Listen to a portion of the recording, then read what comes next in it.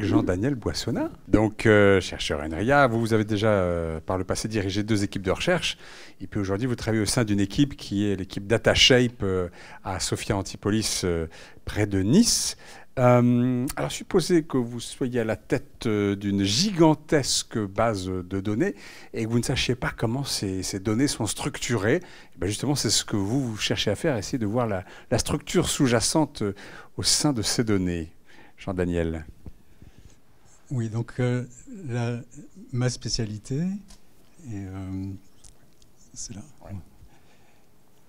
C'est donc la géométrie algorithmique.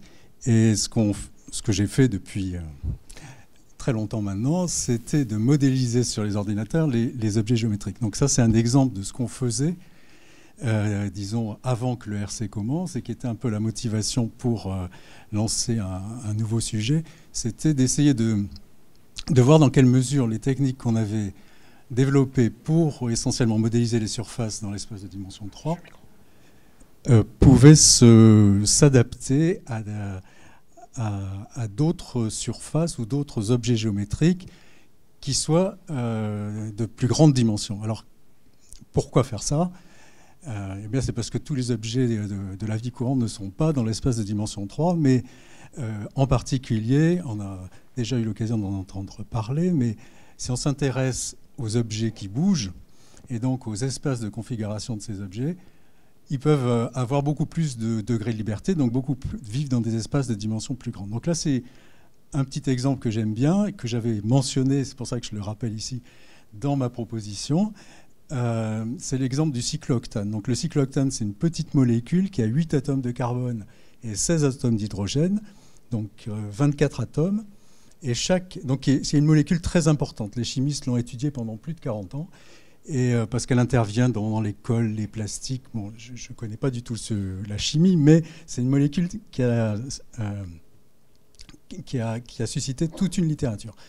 Et donc, en particulier, une question, c'est de savoir quelle est la forme de cet espace des configurations.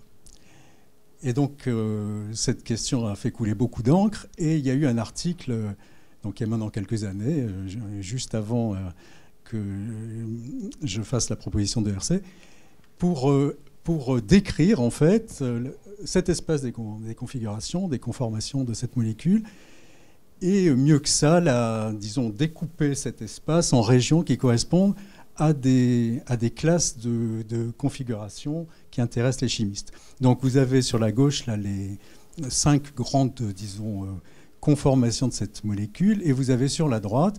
Alors, comme ça se passe dans un espace de dimension 72, c'est assez difficile de voir. À 72 dimensions, là, quand même. Oui, ouais. Enfin, brutalement, disons, si chaque atome est repéré par ses coordonnées dans l'espace X, Y, Z, il y a 24 atomes, 24 fois 3, 72. Et donc, ce qui est montré ici, c'est une projection très brutale dans un espace de dimension 3, et ici 2, mais où on voit qu'en fait, cet objet... Donc ça a été confirmé expérimentalement, mais également mathématiquement. Cet objet, en fait, est un objet de dimension 2. C'est-à-dire c'est une surface. Elle est simplement perdue dans cet espace de grande dimension, mais c'est une surface. Et qui a une topologie qui est non triviale. Donc c'est en fait la réunion d'une sphère, ce qu'on voit en vert, et d'une bouteille de Klein. Alors pour ceux qui ne savent pas, mais une bouteille de Klein, c'est une surface, donc un objet de dimension 2, mais qui est non orientable, et qu'on ne peut pas plonger dans l'espace de dimension 3. Donc en fait, c'est une surface. Ça devrait être aussi facile à calculer qu'une surface dans l'espace dimension 3, mais elle vit dans un grand espace.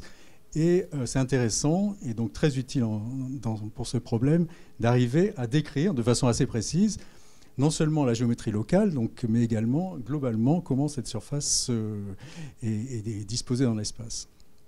Et donc ce travail s'inscrit un peu dans la chaîne, comme on l'a vu dans d'autres exposés, où on part de données qui sont des points qui peuvent venir de simulations ou des points issus d'une modélisation mathématique. Et on cherche à partir de ces points à reconstruire la forme de cette surface, voire à caractériser la topologie de cette surface. Donc ça, c'est une application pour laquelle on a développé des algorithmes. Et dans le projet, on développe des algorithmes où la difficulté principale est de nature algorithmique. Ces points vivants dans un très grand espace, on peut pas faire comme on fait en dimension 3 et subdiviser l'espace en régions simples, soit des cubes, soit des tétraèdres, et puis en extraire la surface qui nous intéresse. On ne peut pas faire ça parce qu'en dimension 72, c'est totalement impossible de décomposer l'espace. Donc il faut avoir des algorithmes qui soient intrinsèques, dont la complexité dépend de la dimension véritable de l'objet. Donc c'est un des sujets d'étude. Un autre grand sujet d'étude, c'est ce qu'on appelle l'analyse topologique des données. Donc l'idée est, je pense, très simple à comprendre, au moins sur l'image de gauche. Donc la question, c'est quels sont les pics significatifs dans le massif du Mont Blanc. Donc vous voyez que l'aiguille du Midi, c'est évidemment un pic très important, mais le pic qui est juste à droite, qui a à peu près la même hauteur, on ne va pas dire qu'il est important. Donc comment on distingue les pics importants de ceux qui le sont moins? C'est une question qui est importante non seulement pour les géographes, mais également pour les gens qui regardent les images médicales, qui vont être très bruitées, ou pour les gens qui regardent des données en plus grande dimension, et où ce n'est pas très, très clair de savoir qu'est-ce que veut dire et à quoi correspondent ces pics significatifs. Donc vous avez un petit exemple disons, du fondement, un peu trivial, mais du fondement de la théorie, qui est de regarder une fonction, c'est la fonction rouge sur les dessins du milieu en haut, et puis de repérer les maxima et les minima, et ce qu'on appelle les niveaux de la fonction. C'est-à-dire c'est comme si vous mettiez de l'eau dans les lacs, au fond des bassins, et puis vous faites monter l'eau, et les lacs vont se remplir. Progressivement, les petits lacs vont s'unir aux grands, former des lacs plus importants. Et ce qu'on va faire, c'est qu'on va repérer dans un diagramme qu'on appelle un diagramme de persistance, qui est le petit dessin à gauche, de dimension 2, donc quelque chose d'extrêmement simple, des points, et ces points correspondent à la durée de vie de ces lacs, ou de ces composantes connexes, des fonctions des niveaux, pour ceux qui savent ce que c'est. Donc en fait, on va associer aux fonctions, au maxima de la fonction, la durée de vie de ces pics, et donc repérer ceux qui sont persistants, et ceux-là vont être importants, vont avoir une signification. En fait, on ne fait pas ça pour des fonctions d'une variable, on fait ça pour des nuages de points, et l'idée est un peu la même, c'est qu'à partir de nuages de points, on construit des complexes simpliciaux. En fait, on peut voir ça comme on fait grossir des boules centrées sur les points, et on va regarder comment ces boules se réunissent au fur et à mesure que le rayon augmente. Et on va maintenir la topologie de ces objets-là, construire des diagrammes d'exactement la même façon, et on peut utiliser ces diagrammes comme, disons, signature du nuage de points. On a un résultat de stabilité qui dit que deux nuages de points vont avoir, sous certaines conditions, des signatures proches, et ça sert pour classer des données, pour reconnaître des données dans des applications qui vont analyser, disons, d'un point de vue topologique, des nuages de points. Donc voilà, donc ça c'est l'objet du projet, et il y a une partie très importante qui est de rendre ces méthodes qui sont très mathématiques et assez difficiles à implémenter, accessibles aux gens des applications, et en particulier aux statisticiens qui n'ont pas l'habitude de faire des implémentations de ce niveau-là. Donc c'est la librairie Goody, donc la bibliothèque Goody, G-U-D-H-I, oui. Geometry Understanding in Higher Dimension, et voilà, qui est en train de, j'espère, devenir le standard du domaine et d'être utilisé dans beaucoup de domaines. Donc vous avez en haut à gauche, une application en clustering, donc classification, et en bas à droite, une analyse de nanomatériaux poreux, donc les éolites, qui sont très importants pour le stockage de CO2 et de méthane.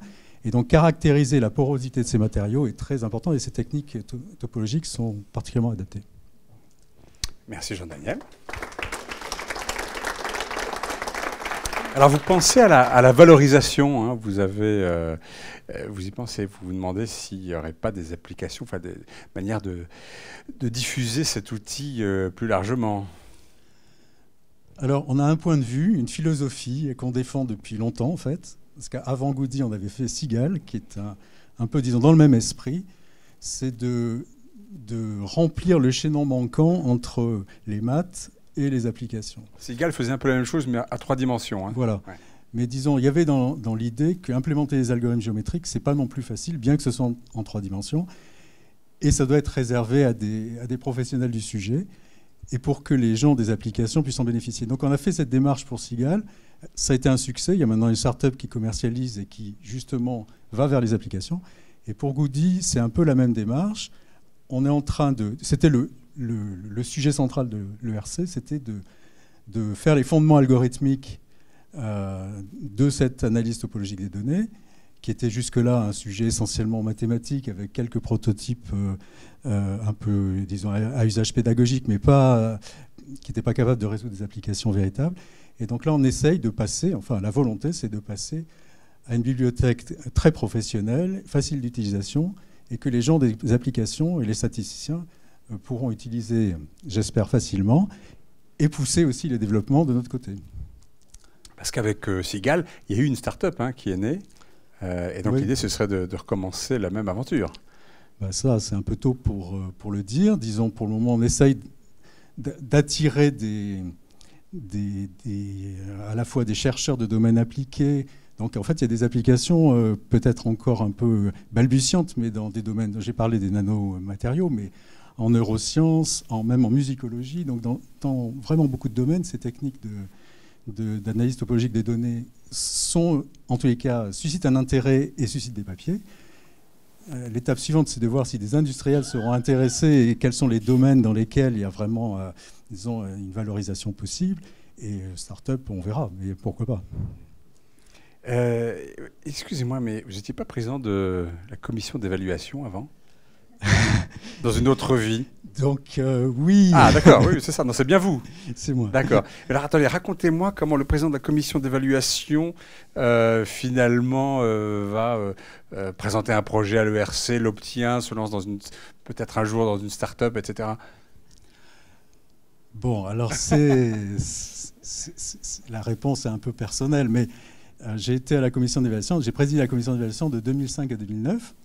Donc c'est une expérience que j'ai trouvée passionnante. J'ai en particulier trouvé que les membres de la commission d'évaluation étaient des gens remarquables et j'ai vraiment beaucoup aimé cette période-là.